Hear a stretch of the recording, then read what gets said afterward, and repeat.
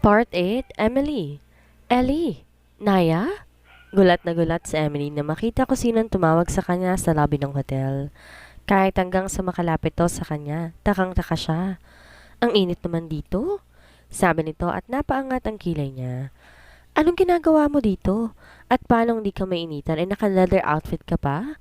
Aniya na pinuna ang suot ng kaibigan niya. Fashion, my dear. Sabi nito at bahagyatong natigilan, ngunit mabilis namang ngumiti muli. Sineb, let's go. Ha? Naguluhan siya sa sinabi nito. Sineb, nasa taas pa. Saan tayo pupunta? Manila. Manila, ulit niya. Alam mong pauwi na kami? Yes, sagot nito sabay tawa. Actually, tinawagan ako ng asawa mo at pinapasundo ka niya. Sundo? Muli, gulat na naman si Emily. Wala talaga siyang maintindihan sa mga nangyayari. Wow, anong nangyayari? Ngumiti ng pagkatamis-tamis si Naya. Let's go first to the car, please. Ang dami kong kwento sa'yo. Si Neb na ang bahala dito. Yes, ang dami mong dapat sabihin sa akin. Panay ang salita niya nang hilahin siya ni Naya palabas ng hotel. Wait, Bess, nagmamadali ka ba? Sandali, Naya, ano ba? Napilitan si Naya na bitawan siya at humarap sa kanya. I know you're wondering what the hell I'm doing here. Ganito na lang. Neb called me and said I have to get you to Manila. Then stay with me for a few days. Hindi na mangyayari yon. Sabay silang napalingon ni Naya at nakita si Neb na nakalapit na sa kanila. Napasinghap siya na makitang itsura ng asawa niya. Dumudugo ang mukha nito at tila namamaga ang kaliwang mata. Pulos dugo din ang damit nito. Neb, ano nangyari sa'yo? Oh my God! I'm fine. Bale walang sabi ni Neb. Hinawakan nito ang braso niya.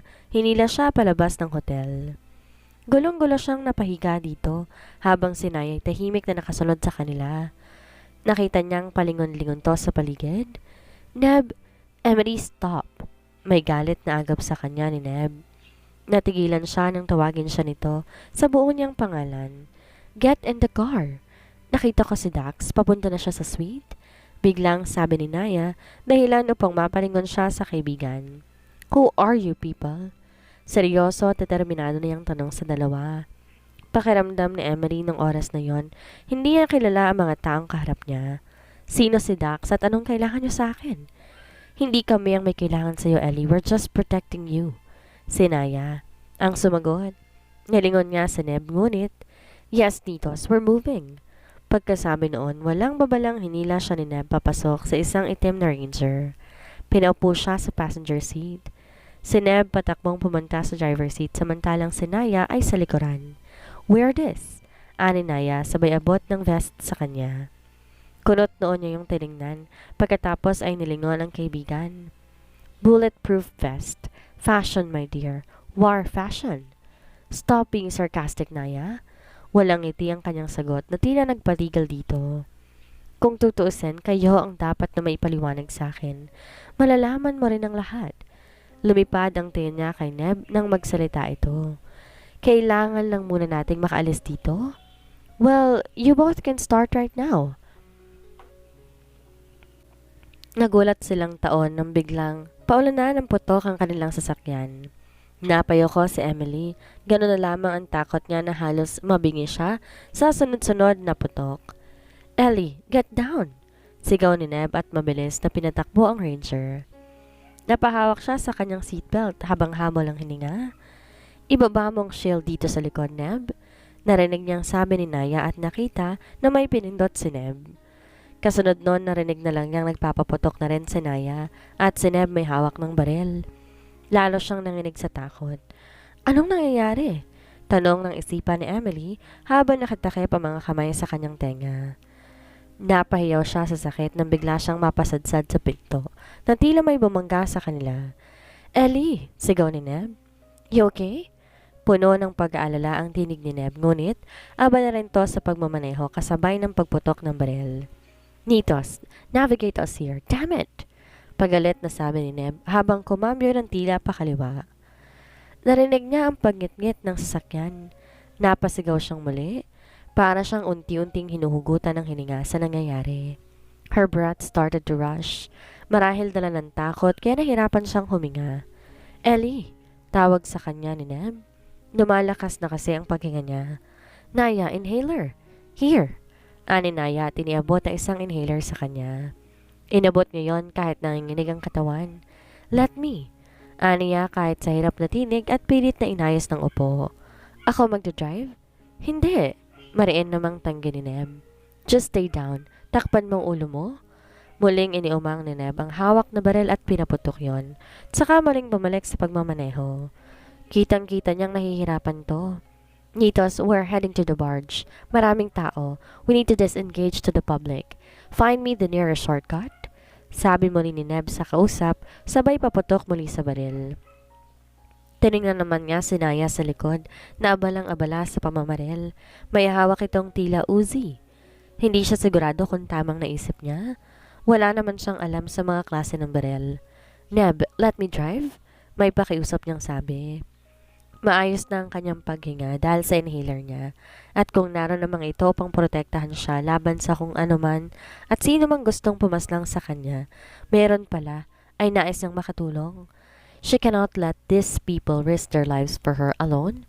Gusto rin niyang protektahan ang sarili niya. Napatingin si Neb sa rearview mirror. Alam niyang sinaya ang tiningnan nito. Marahil humihingi ng opinyon si Neb mula sa matalik niyang kaibigan. Let her. Narinig niyang sabi ni Naya. At kahit na ayaw ni Neb, wala naman tong nagawa kundi kumilos. Hinawakan niyang manobela habang umaalis si Neb sa harap noon. At kahit tumatakbo ang sasakyan, nagawa niyang magpalit ng pwesto. Use this. Anito at sinuot ang isang earplug sa kanyang tenga. Tutulungan kanyang mag-drive? Ano? Taka niyang tanong at nagulat siya nang may marinig siyang tinig. Hi, Ellie? Napaigtad siya. Nalito siyang bigla. Nitos at your service. I heard gusto mo mag-drive while the fire is on the wild. Ano? Nitos, focus on her direction. Galit namang sigaw ni Nitos. Nakapwesto na to at nakikipagpalitan na ng putok sa kalaban. Okay, don't shout, Neb. Ang ingay-ingay na nga dyan eh. Sagot naman ni Nitos.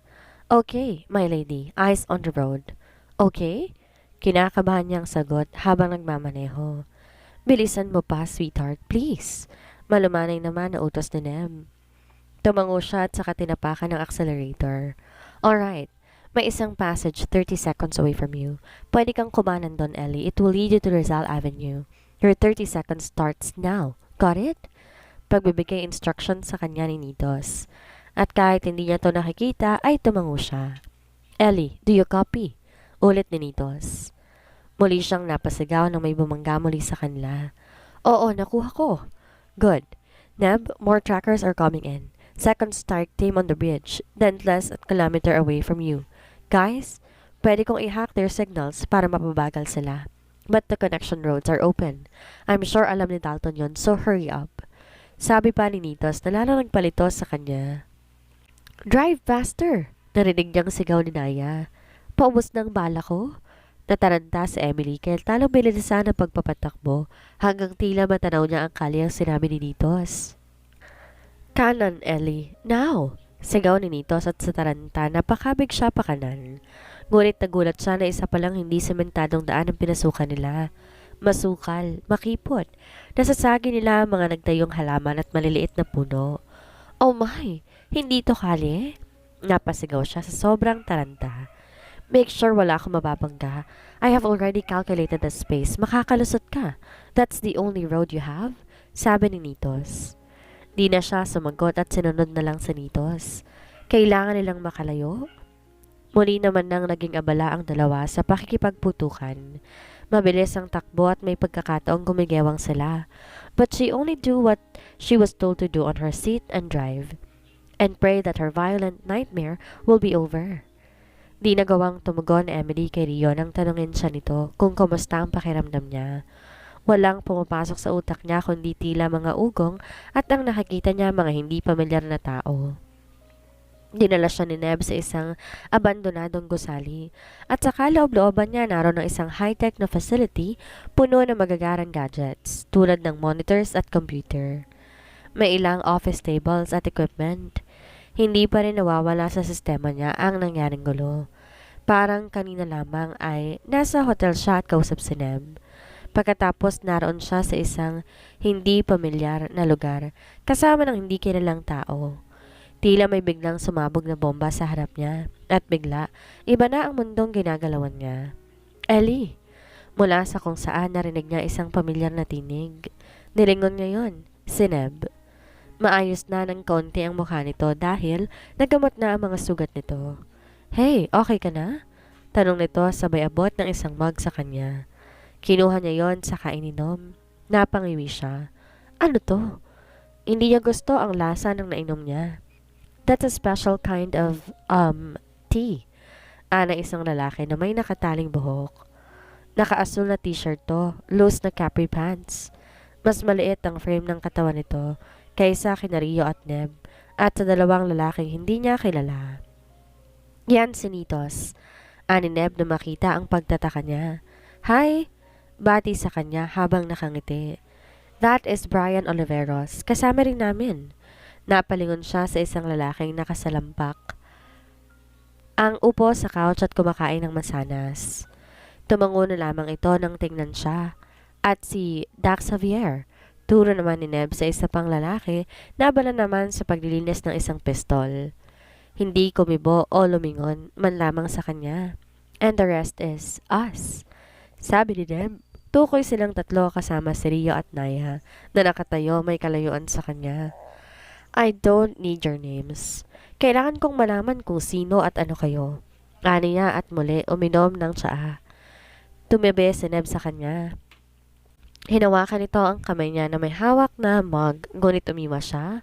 Bahagya rin siyang umusod palayo dito. Hindi siya komportable kay Neb ng mga oras na yon. We're society. X. Sabad ng tinawag ni Brian. Remember, we are the X team. Nakatatak na yan sa mga noon natin ang iniwan natin ng misyon. Hindi niya alam kung paanong sasagutin ang narinig na yon o kung paano magtatanong. Wala talaga siyang maintindihan sa nangyayari. Narinig niya ang pagbuntong hininga ni Neb. Hindi pa rin siya kumilos. Napalingon naman siya na makita ang pagkilos ni Rio. Ellie? Tiningala niya ito. Can I take you for a walk? Tumango siya at saka tumayo. Si Neb naman tumayo na rin at kinuhang hawak niya. Hindi tinitingnang inabot niya rito ang mug, saka sumama kay Rio. Alam niyang nakasunod ang mga mata ni Neb sa kanya. Alam din niya na gusto nitong kausapin siya, ngunit hindi niya alam paano siya tutugon sa mga sinasabi nito. Tila nag-iba ang tingin sa kanya ng asawa. Bigla-bigla hindi niya to kilala. NBI ba kayo? Pagsisimula niya ng pagtatanong. Nasa labas na sila ng facility at tinatahak ang mahabang hallway ng building. Maliwanag ang buong hallway dahil sa mga ilaw na nakakabit. Not really, tugon ni Rio. We are more hidden than that. Ano yung society na sinasabi niya? Tumigil si Rio sa paglalakad. Humarap ito sa kanya. Isang secret organization na pinapatakbo ng gobyerno. Nagsasagawa kami ng covert mission, black ops at mga fake assassinations. Mga highly classified na misyon na madalas trabaho namin. Kasama na rin ang pag-iimbestiga sa lahat ng katiwalian sa pamahalaan at alamin kung sino-sinong sangkot dito. Kinabibilangan kami ng mga agents, soldiers, technical experts, police, politicians, lawyers, hackers at kahit mga doktor.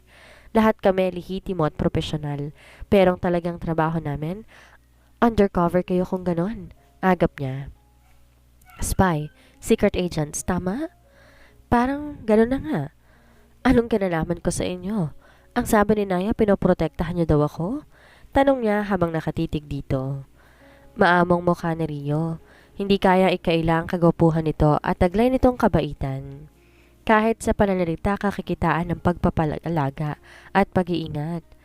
Actually, you are our mission under society. 4 years ago, binuo kami bilang isang team para sa Mission Emily. Kailangan naming subaybayan at imbestiga na isang CPA na nagtatrabaho sa Global Man. We need to secure her at alamin ang lahat-lahat tungkol sa kanya.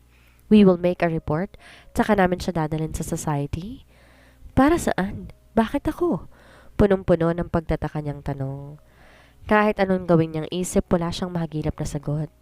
Dahil sa iyong ama, natigilan si Emily.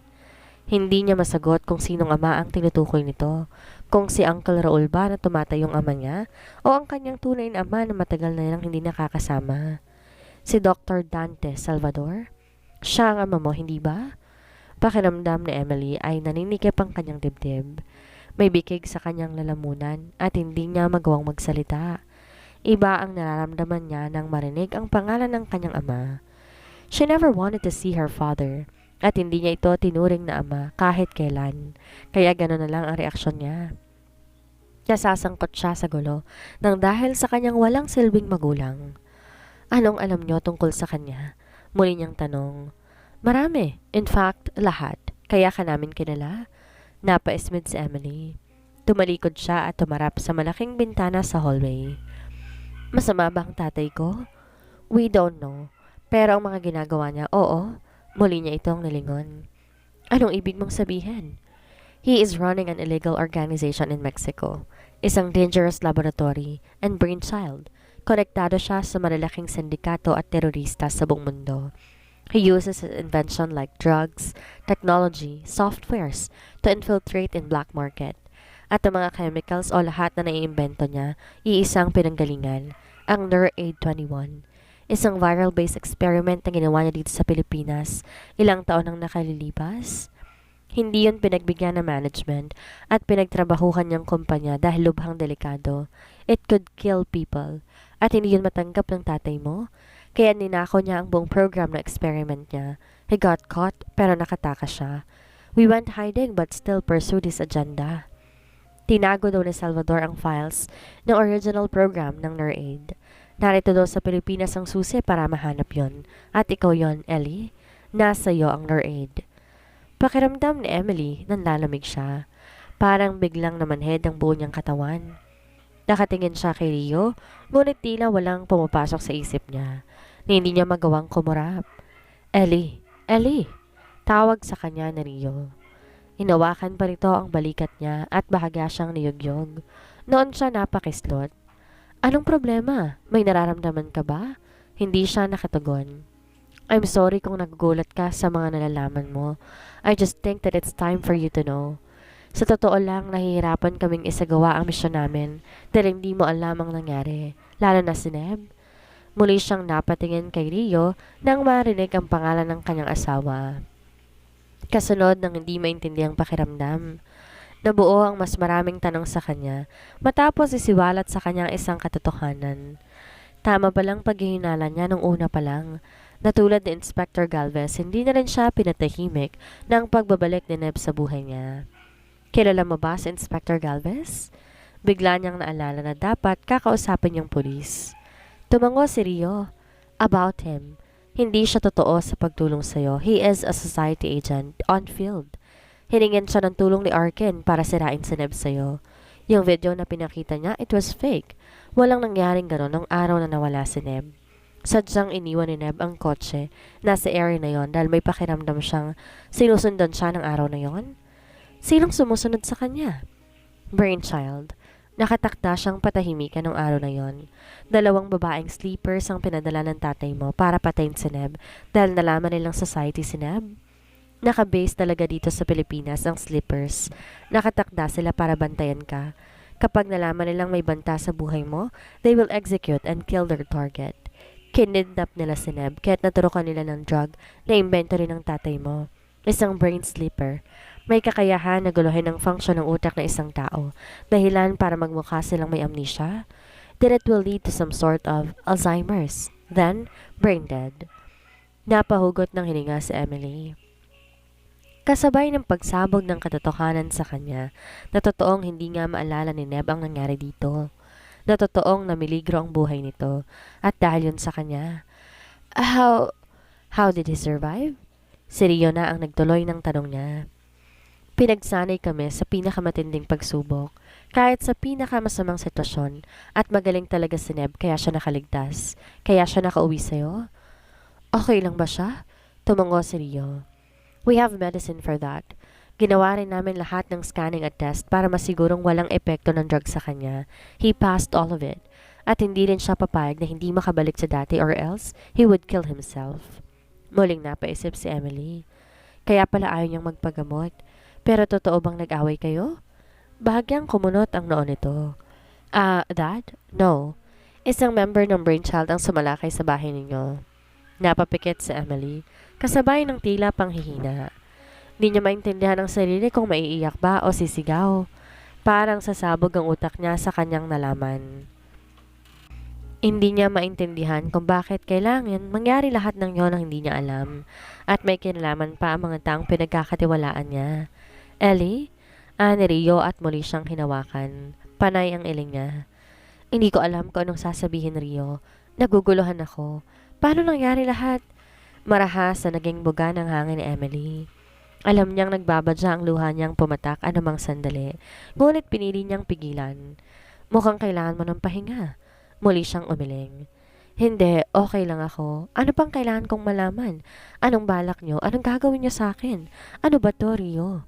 Ellie, agap ni Rio habang siya ang pilit kumakawala sa pagkakahawak nito.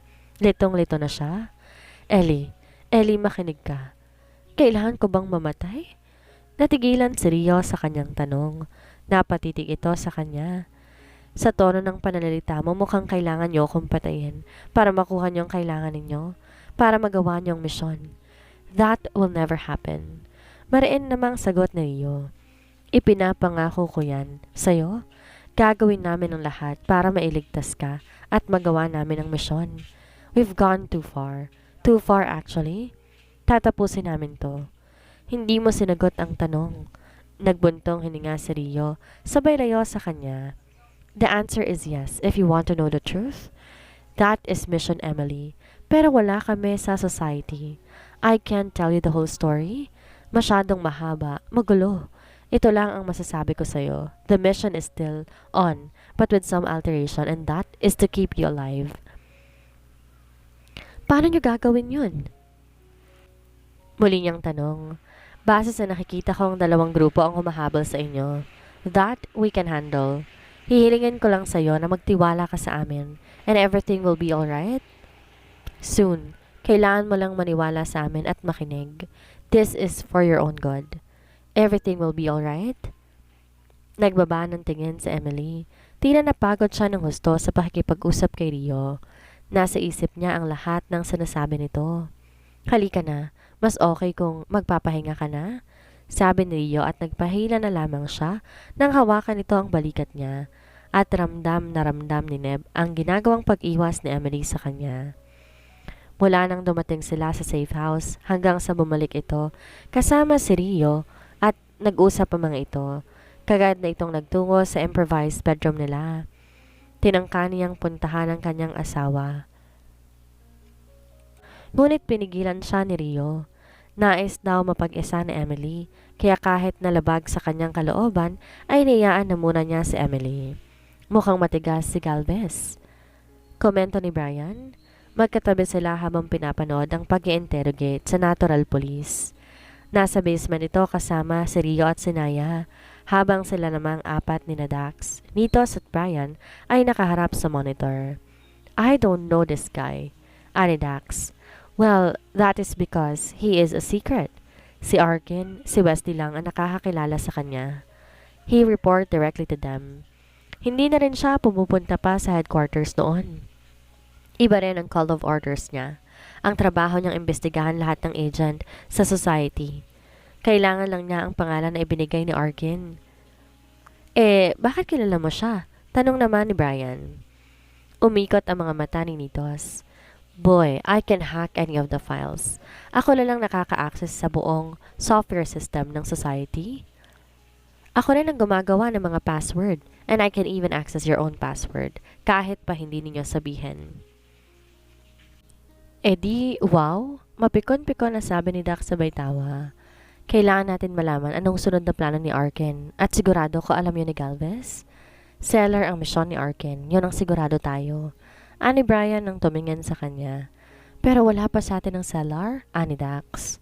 Napatingin silang lahat kay Brian. Umangat naman ang kiling nito. Si Brian kasi ang dapat kukuha nun sa Macau. Fine, I was misinformed. I'm just an hour delayed. Di ko naman akalaing ililipad nila kaagad pa Pilipinas ang seller. Ani Brian ay pinagtatanggol ang sarili. Come to think of it. Sinitos na humarap sa kanila. Why bring the seller here? Wala nang keeper dito. What's up with Salvador? Anong plano niya? At tinahayaan niyang matrack natin kung nasa ng seller. Napaisip din si Neb sa sinabi ni Nitos. May punto ang kaibigan niya. Bakit kailangan ilapit ng brainchild ang bagay na pinakatatago nito? Kampante naman siyang hindi natin mabubuksan yon sakaling makuha natin. Ani Dax. Really? Sure siya na hindi ko malalaman? Sinitos na binigyang diin ng sarili. Hindi ordinaryong container ang cellar. It is brainchild server. Nasa cellar lahat and there's a hearsay that Emily is the key, quote-unquote, to that cellar. Pero mukha namang walang nalalaman si Emily sa lahat ng to. And based from what we know, she was abandoned when she was still a child. That's where her Uncle Raul comes in, sabad niya. Napalingon sa kanya si Nanitos. Naniniwala ka pa rin sa theory na yan? Almoguera family is clean. In fact, sila nag-alaga kay Emily. Pagsalungat ni Brian sa kanya, may alam ako na hindi niyo pa alam. Kailangan ko lang ng mas maraming details para makasiguro ko. Tugon ito. Hey, ani nito sa kanya. Google is right in front of you. Just give me the keyword. Sandaling nag-isip si Neb. Dating nagtatrabaho sa Faro World si Uncle Raul, pero burado lahat ng files na meron ng Faro World tungkol sa kanya. And he used to be a scientist, not a surgeon. At hindi Raul Almoguera ang totoong pangalan niya. It is Dr. Michael Sandoval.